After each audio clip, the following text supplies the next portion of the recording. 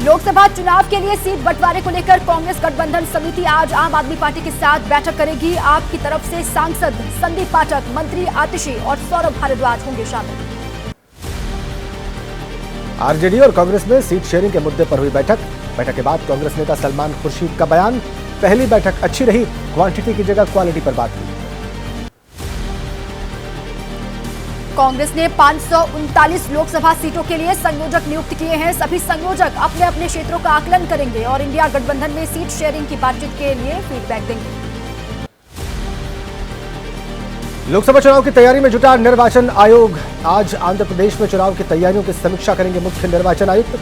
आंध्र प्रदेश के बाद तमिलनाडु का दौरा करेगा चुनाव आयोग। दिल्ली सीएम अरविंद केजरीवाल और पंजाब सीएम मान का गुजरात दौरा। आज राजपीपला जेल में आप विधायक चैतर भाई वसवा से करेंगे मुलाकात। आपने भरूच लोकसभा सीट से वसवा को उम्मीदवार बनाया। लोकसभा चुनाव को लेकर समाजवादी पार्टी की आज से समीक्षा बैठकें शुरू होंगी।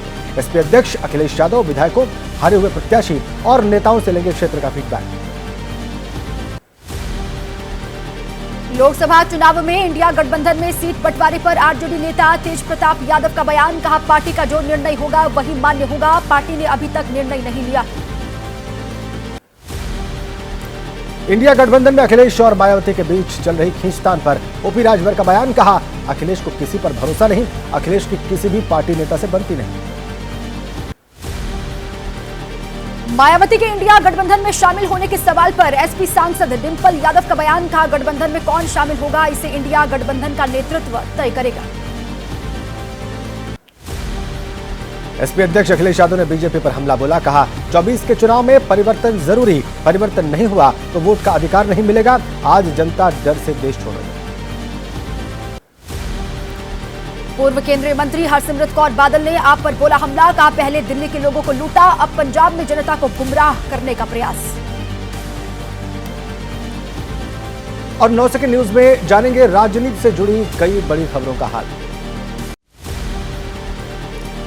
आज से 3 दिनों के गुजरात दौरे पर रहेंगे पीएम मोदी। 10 जनवरी को वाइब्रेंट गुजरात वैश्विक शिखर सम्मेलन 2024 का करेंगे उद्घाटन। कल ग्लोबल लीडर्स और सीईओ से होगी मीटिंग।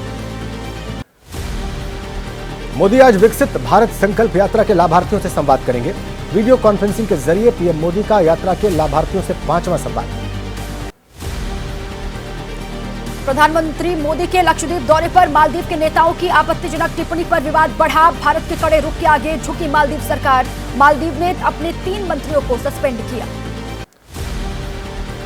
मालदीव सरकार ने अपने 3 मंत्रियों पर कार्रवाई की। पीएम मोदी और भारत के खिलाफ आपत्तिजनक टिप्पणी करने वाले मरियम शिवना, माल्शा और हसन जिहान को निलंबित किया गया। मालदीव की एक सांसद और पूर्व डिप्टी स्पीकर ईवा अब्दुल्ला का टिप्पणी मामले में बयान, कहा मोइसू सरकार को भारतीयों से माफी मांगनी चाहिए।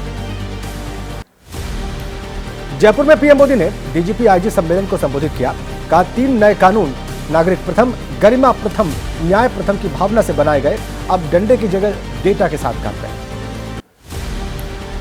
प्रधानमंत्री मोदी ने नेवी के ऑपरेशन की तारीफ की, बोले हमारे कमांडो 2000 किलोमीटर दूर जाकर 15 भारतीयों को बचा लाए।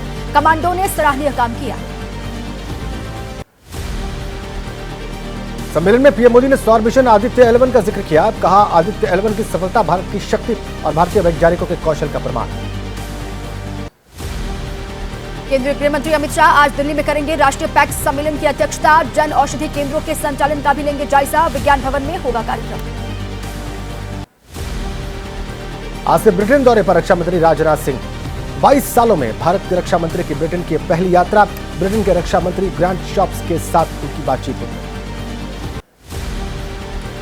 आगामी राज्यसभा चुनाव के लिए स्वाति मालीवाल आज अपना नॉमिनेशन दाखिल करेंगी। आपने मालीवाल को बनाया है उम्मीदवार। इससे पहले स्वाति दिल्ली महिला आयोग के अध्यक्ष पद पर रह चुकी है।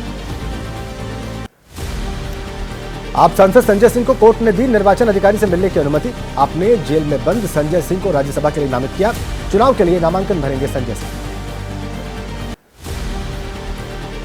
सुभाषपा अध्यक्ष ओम प्रकाश राजभर ने यूपी में शराबबंदी की मांग उठाई, कहा गरीबों की दुर्गति का सबसे बड़ा कारण है शराब, इसलिए पूरे देश में शराब बिक्री पर रोक लगे। महाराष्ट्र के डिप्टी सीएम अजित पवार ने शरद पवार पर नाम लिए बगैर हमला बोला, कहा कुछ लोग उम्र हो जाने के बाद भी रिटायरमेंट नहीं लेते। यूपी के बागपत से सांसद सत्यपाल का मांस मदिरा के सेवन पर बयान। कहा पेट मरे हुए जानवरों का कब्रिस्तान नहीं। कहा बच्चों को मांस मदिरा और अंडों से दूर रखें।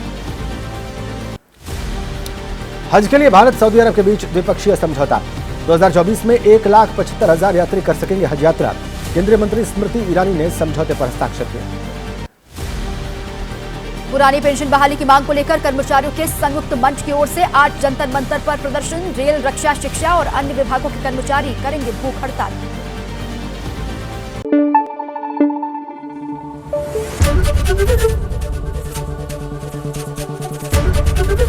एबीपी न्यूज आपको रखे आगे।